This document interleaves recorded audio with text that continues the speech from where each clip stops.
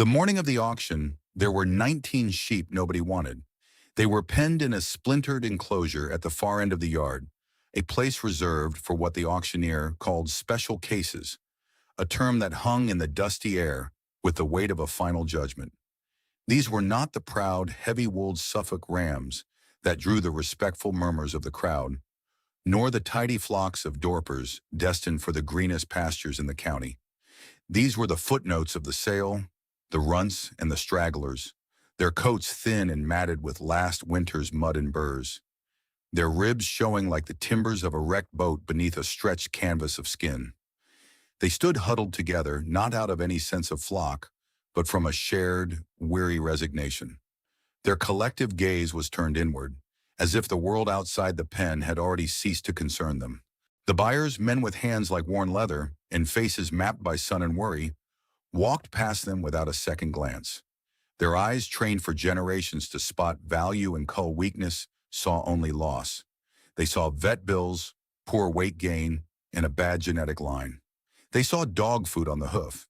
It was into this consensus of dismissal that Alara Vance walked. She was 28, but a quietness about her made her seem both younger and older, as if she had skipped a generation of certainty. She had returned to the valley a month prior, not in triumph from the city where she had spent the last decade, but with the quiet, unadorned failure of a small business that had breathed its last, leaving her with little more than a worn-out car and an inheritance she had never wanted, her grandfather's 200 acres of neglected land on the burnt fork of the river. She bypassed the prime cattle and the prize-winning hogs, her boots stirring little puffs of ochre dust, and made her way to the far enclosure. There she stopped. She leaned her arms on the top rail of the fence, the wood rough and sun-bleached against her skin, and simply watched. She watched for a long time, longer than seemed reasonable, her stillness a stark contrast to the boisterous, restless energy of the auction yard. The men in their feed caps and denim jackets noted her presence with a flicker of curiosity that quickly soured into amusement. They saw a city girl playing at being a farmer, looking at the one thing a real farmer would never look at. The auctioneer, a man named Henderson, whose voice could carry across 3 fields and a running creek, finally got to the unwanted lot. His tone shifted, shedding its booming enthusiasm for a perfunctory, almost apologetic drone. All right, folks, lot 117, 19 head of mixed breed ewes. As is, where is? Let's start the bidding at, well, let's just ask for an opening bid. What am I offered for the lot? The silence that followed was thick and heavy. A few men chuckled. A lone voice from the back called out, $1 a head for my dog, and was met with a wave of laughter. Henderson's face tightened. He was about to bang the gavel and declare them a no sale when Alara, without taking her arms off the fence, lifted her bidding number. It was a simple, steady gesture. Henderson squinted. I have a bid. I have a bid from number 72. Sold to the young lady for the price of scrap. A low murmur went through the crowd, a mix of disbelief and pity. As Alara walked to the clerk's window to settle the meager sum, a large, prosperous farmer named Caleb Brand, a man whose own herds were the envy of the county, stepped into her path. He was not an unkind man by nature, but he was a man who believed in the established order of things, in the hard-won wisdom of profit and loss. He tipped his hat back, a gesture that was more condescension than courtesy. Ma'am, he said, his voice loud enough for half the yard to hear, you do realize you just bought 19 funerals, don't you? There ain't a one of them will see Christmas. A few of his friends snickered. Alara looked at him, her expression unreadable. She simply held his gaze for a moment, a silence that seemed to disconcert him more than any argument would have. Then she gave a small, almost imperceptible nod and walked past him to pay. He had meant it as a prediction of failure. It would turn out to be a prediction of something else entirely. If you're enjoying this kind of story, one about finding value where no one else sees it, take a moment to tap the like button. It's a small thing, but it helps these stories find the people who need to hear them. And leave a comment telling me the name of the town or city you're watching from. I read every single one, and I like knowing where these stories travel, which corners of the world they settle into. Now back to Alara and her 19 funerals. The drive back to the farm was a slow, rattling affair in her grandfather's old truck, the 19 sheep jostling and bleating softly in the stock trailer behind her. The farm itself seemed to exhale a sigh of relief and sorrow as she turned into the long, unpaved drive. The place was a monument to slow decline. Her grandfather, Thomas Vance, had been dead for 5 years, and in that time, the land had begun the patient work of reclaiming itself. The white paint on the two-story farmhouse was peeling in long strips, like sunburnt skin. The porch sagged on one end, its posture one of weary surrender. The great barn, once the proud heart of the operation, leaned slightly to the north, as if tired of standing against the wind. Pastures that had once been lush were now choked with thistle and burdock, their fences a broken grin of fallen posts and rusted wire. The community consensus was that the place was a burden, 200 acres of hard work and heartbreak. The smart move, everyone agreed, was to sell it off, parcel by parcel, to neighbors like Caleb Brand, who knew how to make land pay. That had been Alara's plan too. The city had left her hollowed out. Her small independent bookstore, a venture of passion and whispered dreams, had been ground down by the relentless arithmetic of rising rents and online retailers. It had not failed with a bang, but with the slow, quiet bleed of customers and capital, until one day she had turned the key in the lock for the last time, the silence inside louder than any noise on the street. She had returned home feeling unmoored, adrift, the inheritance of the farm feeling less like a safety net and more like the final weight that would pull her under. But in the weeks she had spent there, walking the overgrown fields and sitting on the sagging porch as dusk settled over the valley, something had shifted. The quiet wasn't empty, as it had been in her closed-up shop. It was full. It was full of the hum of insects, the rustle of wind in the tall grass, the distant call of a hawk. The land wasn't a burden to be sold. It was a question waiting to be asked. And so, instead of scattering, something in her had settled. She decided not to sell. Not yet. She would stay for a season, to see what the land had to say. Unloading the sheep was a simple task. They flowed out of the trailer and into a small, hastily repaired holding pen near the barn, their movements tentative. They were a sorry sight, a collection of bones and fear. Alara left them with fresh water and a pile of old hay she'd found in the loft, then went into the house. The air inside was thick with the scent of dust, old wood, and time. It was in the small, cramped office off the main living room, a space her grandfather had called his thinking room, that her real work began. She had come looking for the farm's financial records, hoping to make sense of its assets and liabilities. Instead, behind a stack of almanacs from the 1980s, she found something else entirely. It was a collection of over a dozen hardbound ledgers, their spines faded and their covers warped by damp. She opened the first one. The inside was filled not with numbers, but with the dense, elegant script of her grandfather Thomas. These were not farm logs. They were journals, decades of them, a meticulous, patient record of his life on this land.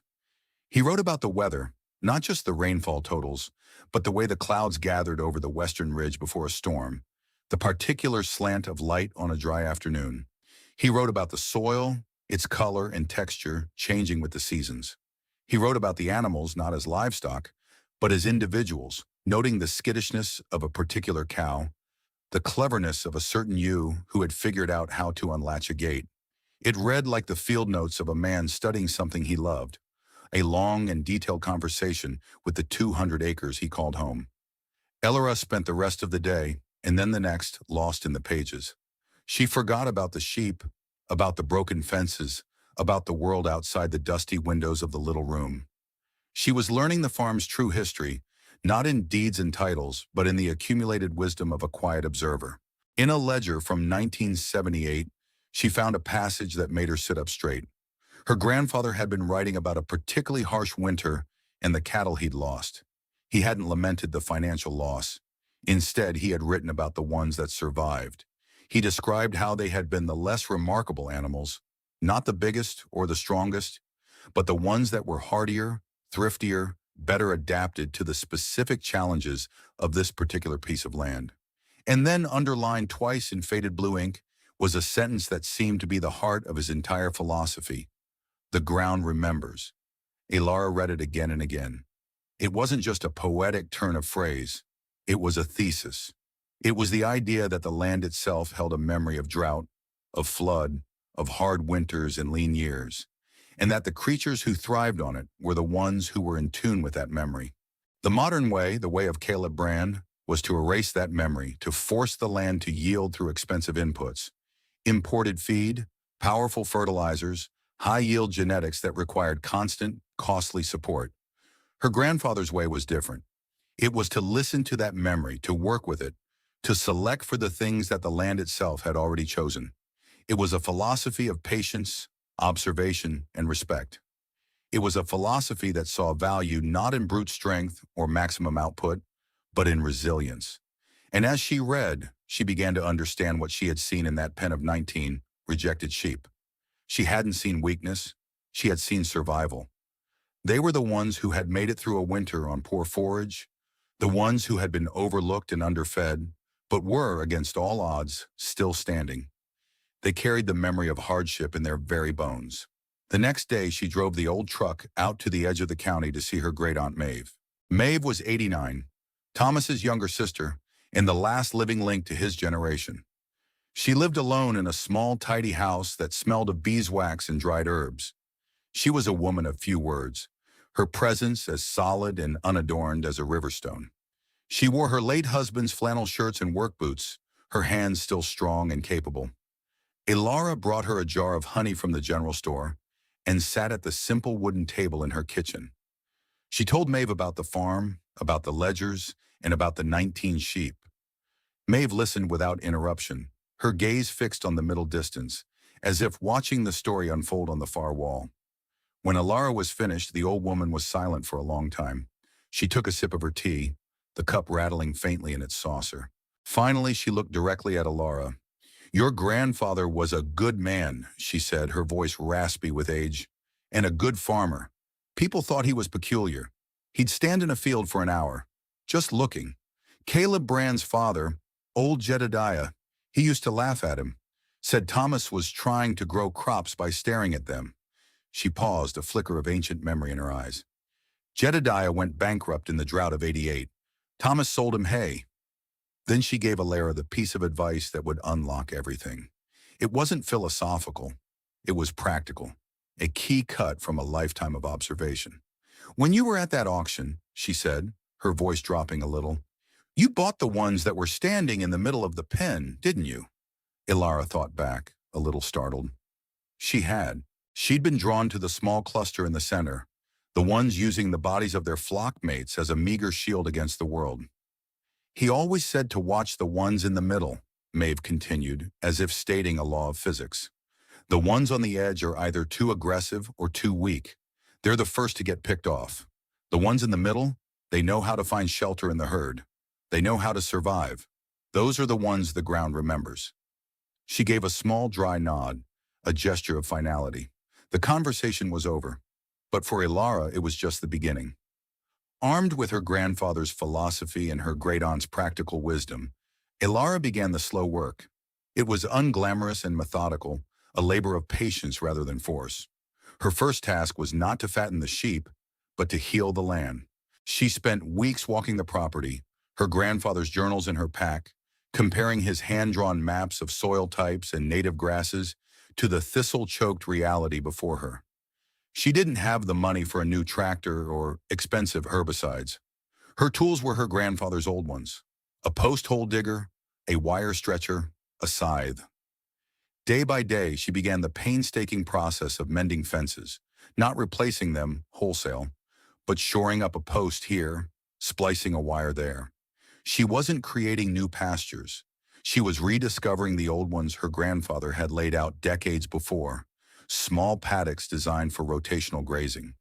The idea, as Thomas had written, was not to let the animals graze a pasture down to the nub, but to let them top it, taking the best and moving on, leaving the roots strong and the soil covered. This allowed the land to rest and recover, letting the native clovers and deep-rooted grasses outcompete the weeds. To anyone driving by on the county road, it looked like a fool's errand. A young woman patching a broken-down farm, tending a flock of worthless sheep. The work was mostly invisible. It wasn't the dramatic plowing of a field or the roar of heavy machinery. It was the quiet rhythm of a post being tamped into the earth, the slow walk of a flock being moved to a fresh patch of green, the careful observation of which plants the sheep preferred and which they avoided. Elara kept her own notebook, just as her grandfather had, documenting the subtle changes. The way the sheep, after a month on rested pasture, began to lose the haunted look in their eyes. The way their wool began to show a hint of lanolin, a greasy vitality that hadn't been there before. The slow greening of the paddocks as the thistles, deprived of open ground and constant grazing pressure, began to recede. The county's true circulatory system was not its roads, but its gossip, and the main artery was Pratt's Feed and Seed. It was a cavernous, dusty building that smelled of molasses, fertilizer, and old wood. Farmers gathered there in the mornings for coffee and conversation, leaning against sacks of grain and trading news. It was here that Alara's project became a local legend, a kind of running joke. Caleb Brand was a regular, holding court from his usual perch on an overturned bucket. He never addressed Alara directly when she came in for her modest purchases of salt blocks and mineral supplements, but he would speak loudly to his friends, his voice carrying a tone of false folksy friendliness. "Here Vance's girl is raising gourmet thistles out on the burnt fork," he'd say, and the other men would chuckle. "Elias, you ought to ask her how her flock of skeletons is doing. Bet she's lost half of them already." The questions, when they came, were always couched in this feigned concern. "How are those sheep working out for you, honey?" a man might ask, a smirk playing on his lips. Elara's response was always the same. She would turn, meet their gaze without heat or defensiveness, and answer plainly. "They're sheep," she'd say. "They're eating grass." Or, "They seem to be doing all right." Her level, unadorned answers had a peculiar effect. They were like a handful of dry sand thrown into a well-oiled machine. There was no argument to latch onto, no defensiveness to mock. Her quiet refusal to be baited took the fun out of the question, leaving the men in a brief, awkward silence before they turned back to their own conversations, a little less certain. She was not playing their game, and it confused them. They had expected tears or anger or a prideful defense of her folly. They had not expected calm, quiet competence. Not everyone joined in the mockery. The owner of the feed store, Elias Pratt, was a man in his late 70s, with pale blue eyes that had seen the county through 7 decades of boom and bust. He was a quiet man who watched more than he spoke. He had known Thomas Vance well. He'd watched the exchanges between Alara and the other farmers, his face impassive. But one Tuesday morning, after Caleb Brand and his cronies had left, and Alara was loading a 50-pound bag of minerals into the back of her truck, Elias came out and stood beside her. He wiped his hands on his apron, a habit he had whether they were dirty or not. "Don't you pay them any mind," he said, his voice a low rumble. He gestured vaguely with his chin back toward the store. "Their memories are short. They only remember last year's profits. They forget the lean years." He looked out toward the hills, toward the direction of her farm. "I remember your grandfather. Folks laughed at him too. Laughed at his little paddocks and his scrawny-looking cattle. Said he was farming like it was the 19th century. Elias paused, and a small, dry smile touched his lips. He was one of the only men around here who didn't need a bank loan to get through the winter. His books were always in the black. He looked at Alara, and for the first time, she felt a flicker of kinship, of being seen not as a foolish girl, but as a continuation of something. "You're doing his work," Elias said simply. "It's good work." He didn't say anything more. He just nodded and went back inside the store. It was not a grand pronouncement, but it was the first drop of rain on a parched land. It was the first external validation that she was on the right path. A quiet confirmation that the whispers from her grandfather's journals were not just the ramblings of a sentimental old man, but a map to a forgotten country. The first tangible success came with the spring. It arrived not as a single event, but as a series of quiet affirmations. The 19 sheep, which Caleb Brand had so confidently declared would be dead by Christmas, had not only survived the winter, they had thrived. Their coats were thick and heavy, their bodies filled out. They moved with a placid confidence, their heads down, grazing. And then, one cool April morning, Ilara walked out to the pasture and found the first lambs. There were two of them, small and shaky, huddled against their mother, one of the very ewes that had looked closest to death at the auction. Over the next few weeks, more lambs arrived. The flock didn't just survive, it grew. The genetics of resilience, as her grandfather would have called it, were proving true. The ewes who had survived hardship were proving to be excellent, attentive mothers, their lambs vigorous and quick to their feet.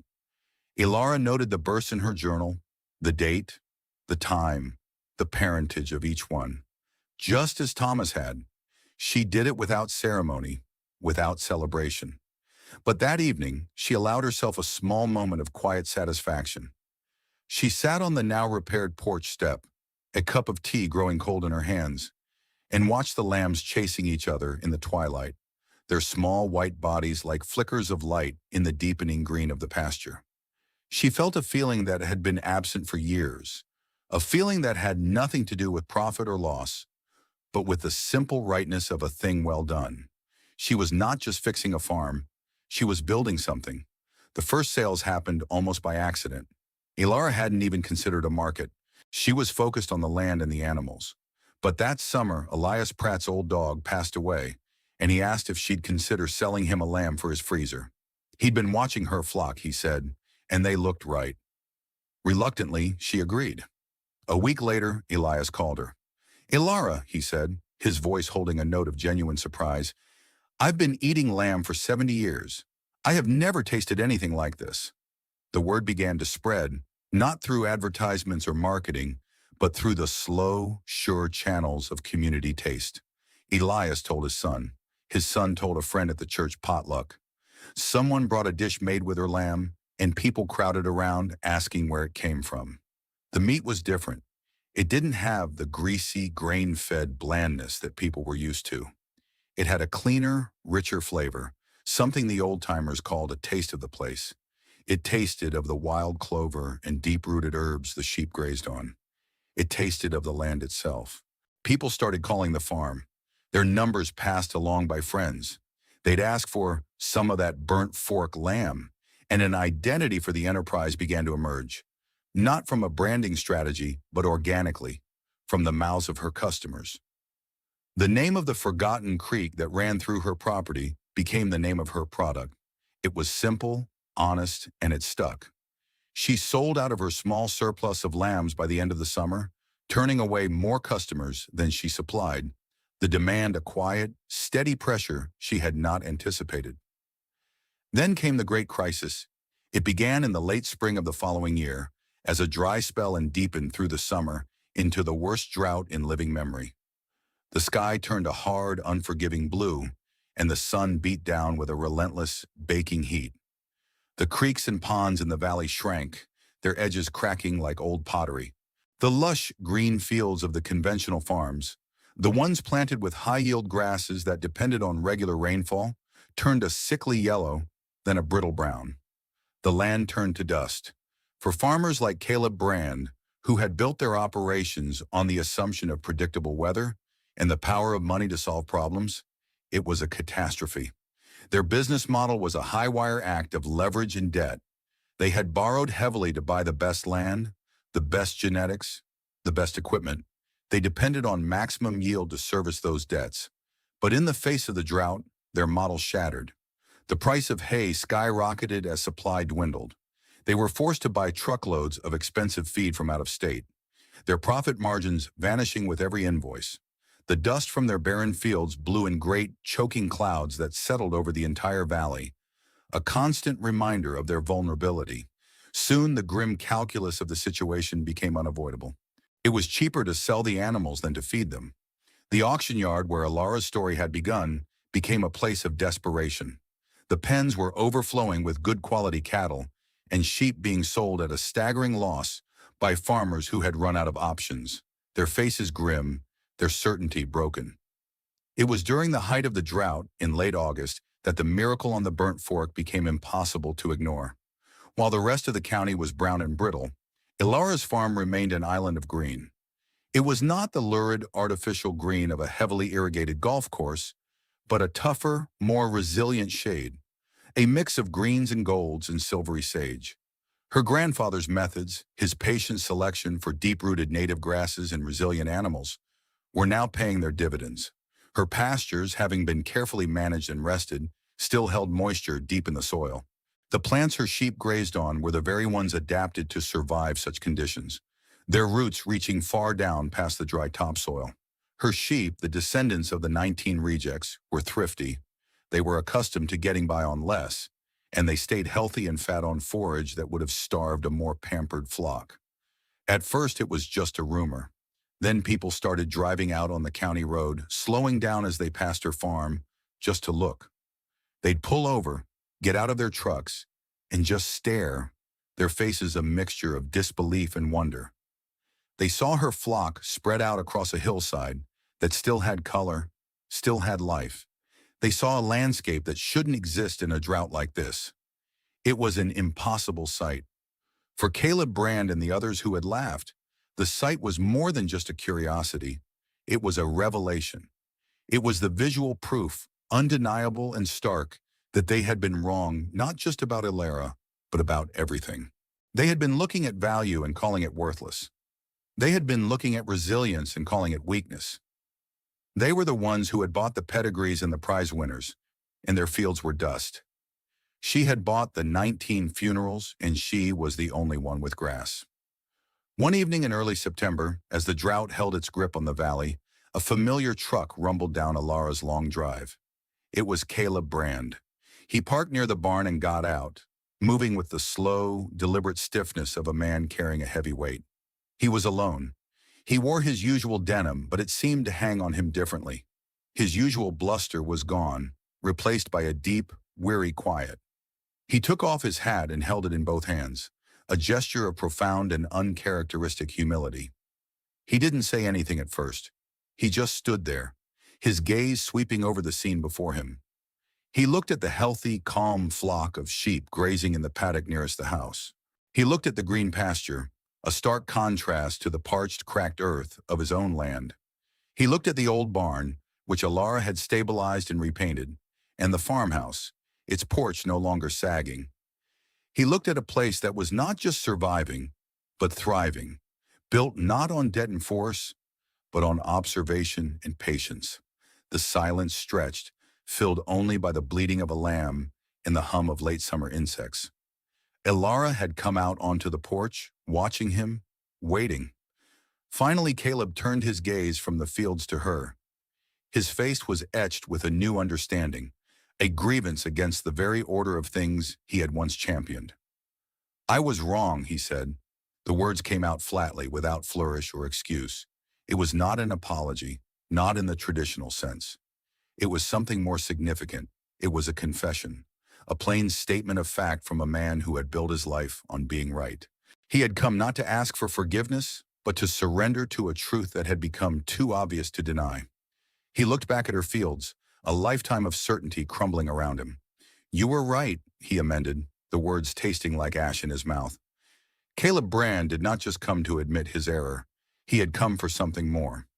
After another long silence during which he seemed to be wrestling with the very foundations of his pride, he spoke again. "How?" he asked. It was a single word, but it contained a universe of questions. How did your grass survive? How are your animals fat? How did you know? He wasn't asking for a secret formula. He was asking for a new gospel. Ilara didn't give him a speech. She didn't gloat. She simply answered him in the same way she had answered his mockery at the feed store, with plain, unadorned fact. "My grandfather's journals," she said, "and I listened to the land." She could have stopped there. She had won. Her vindication was complete. But her grandfather's journals were not just about farming. They were about community, about the interconnectedness of things. A victory that humiliated a neighbor was no victory at all. So she walked down the porch steps and stood before him. "Walk with me," she said. And for the next hour, as the sun began to set, she walked Caleb Brand through her fields. She showed him the deep-rooted chicory and the resilient fescue.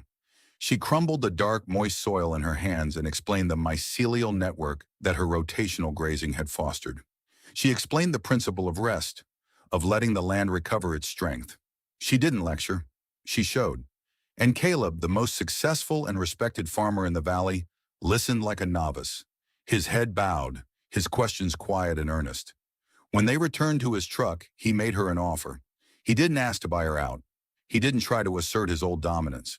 He asked her if she would consider leasing some of his fallow fields next spring. "I'll pay you to manage them," he said. "I want you to teach me.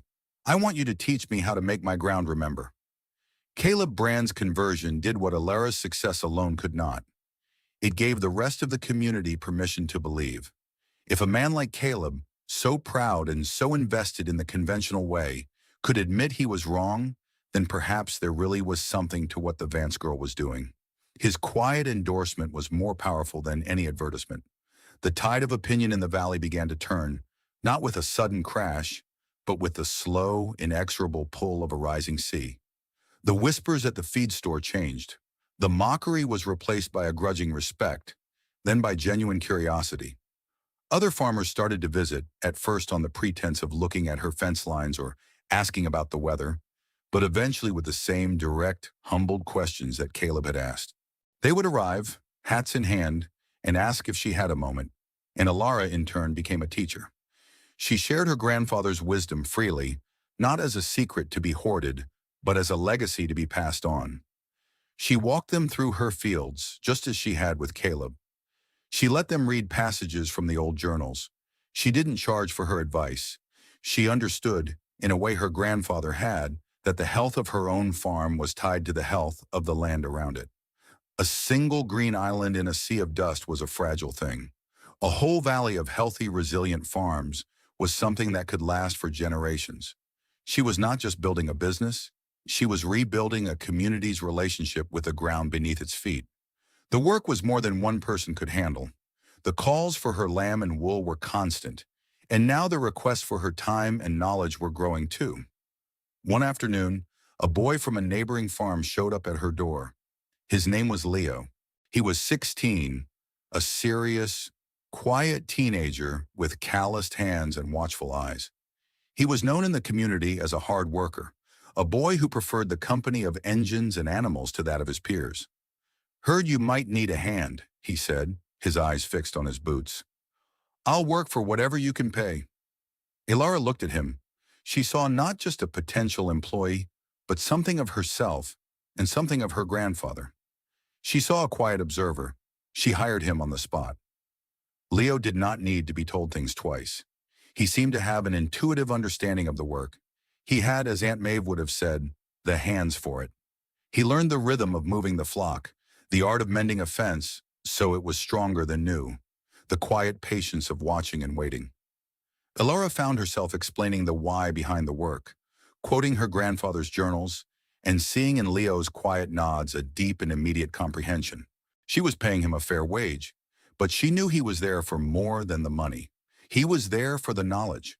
He was there because the work made sense in a way that the loud, forceful farming of his father's generation did not. In Leo, Alara saw the future. She saw the successful transmission of a legacy, the passing of a quiet wisdom from her grandfather's hand, through her own, and into the hands of the next generation. The circle was widening. As the drought finally broke and the valley began its slow recovery, the demand for burnt fork products exploded. Alara found herself at a crossroads. The conventional path was clear: take out a loan, expand rapidly, buy more land, build bigger barns, and meet the surging demand. It was the American way. It was Caleb Brand's old way. She was tempted. The memory of her failed bookstore, of the slow bleed of capital, was still a fresh scar. Financial security was a powerful lure. But then she went back to the journals. In a ledger from 1982, a year of good prices and high yields, her grandfather had written a passage that seemed to speak directly to her. "The bank will give you an umbrella when the sun is shining and ask for it back the moment it starts to rain," he wrote. "Debt is a man telling the future what it has to do. It mortgages your patience. It trades resilience for growth." He had chosen a different path, a philosophy of patient expansion. He wrote, "Grow the way the land can grow. Let the demand pull you forward. Don't push yourself into a place you can't sustain when the lean years come back, and they always come back." Alara closed the book. The decision was made. She would not take on debt. She would grow her flock slowly, keeping the best of her ewe lambs, selecting for the same traits of resilience and thriftiness that had been the foundation of her success. She would let her customers wait. She would let the demand build. Her business would expand not at the speed of a bank loan, but at the speed of a blade of grass. It was a radical act of financial prudence in a world built on leverage, a quiet declaration of independence from the boom and bust cycle that had broken so many of her neighbors. Aunt Maeve lived long enough to see it all. She lived to see Alara's flock grow, to see the green return to the burnt fork pastures, and to see the trucks of other farmers, including Caleb Brand's, parked in her great-niece's drive. One afternoon in the fall of Alara's 4th year on the farm, she drove out to Maeve's little house. The old woman was weaker, confined mostly to her armchair by the window, but her mind was as sharp as ever. Alara sat with her, and they talked, not about farming, but about the old days, about Thomas, about the way the valley used to be. As Alara was getting ready to leave, Maeve reached out and took her hand. Her grip was surprisingly strong. She looked at Alara, her old eyes clear and bright. Thomas would be proud, she said. It was the highest praise she could give, a benediction that meant more to Alara than all the profits from her farm. You have his hands and his eyes. Maeve passed away peacefully in her sleep 2 weeks later. Her death marked the end of an era, the closing of a chapter, but it also marked a transition. With Maeve gone, Alara was no longer just the keeper of her grandfather's legacy. She had become the valley's living elder, the carrier of a quiet wisdom, the one who knew how to read the land. The mantle had been passed. The story ends as it began, at the auction yard. It is 5 years after Alara bought the 19 sheep. She is here not to sell, but to buy a new ram, to bring new blood into her now famous burnt fork flock. The yard is the same, the smells of dust and animals are the same, but something has fundamentally changed. As Alara walks toward the ram pens, a path clears for her. Men nod to her respectfully. Caleb Brand is there, and he gives her a warm, genuine smile. He is running a smaller, more profitable operation now, his own fields managed with the principles she taught him. When Alara stops at a pen to inspect a young ram, a small crowd gathers behind her, watching silently. They are not watching to see if she will make a mistake. They are watching to learn. They are watching to see what she sees. Her judgment, once a source of mockery, is now the local standard. She takes her time, just as she did that first day, her eyes missing nothing. She is looking for the same things she always has, not size or flash, but the quiet signs of health, good structure, and calm resilience. When she finally nods and raises her bidding number, there is no laughter. There is only the sound of the auctioneer's gavel and a quiet murmur of approval from the crowd. No one laughed. They understood now. They understood the value of what she had seen all along in the rejected thing. And so the farm on the burnt fork flourished, not by conquering the land, but by listening to it. Alara's life became a testament to a set of older, quieter truths, that the rejected thing is often the most valuable thing, if you only know how to read it, that patience beats money and attention beats force, that the ground remembers and that resilience is a harvest of its own, that a legacy is not something you inherit in a will, but something you earn through daily practice. And finally, that worth, true worth, does not need to argue or boast or defend itself. Because in the end, in the face of the drought and the dust, it simply proves itself, as green and as undeniable as a blade of grass in a barren field.